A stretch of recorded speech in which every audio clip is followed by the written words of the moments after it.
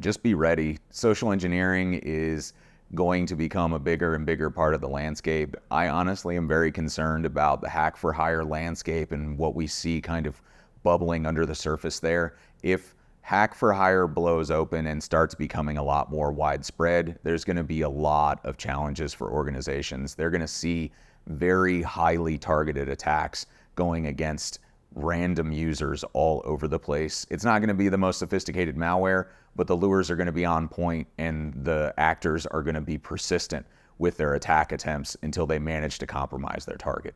It's not really an easy problem for organizations to solve because it's incredibly difficult to differentiate from the non-stop commodity malware cyber criminal activity that's already ongoing. I think the security practitioners get it, right? I don't want to lecture to them, but like to the managers and the directors and the CISOs, I would say don't forget that security is very hard. Like, and I think we sometimes, when you're presented with a picture of an incident and there's this obvious failure, right, that there's an anger there, that how could we be so stupid that we didn't patch this thing or that we didn't have logs on this thing or whatever.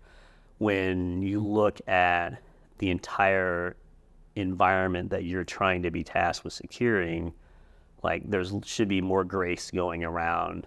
And as part of that grace, a constant looping of these failures into reinforcements and reprioritizations and funding to kind of patch these pieces, but also a support for the people who are working with you as part of your team to try to defend this space.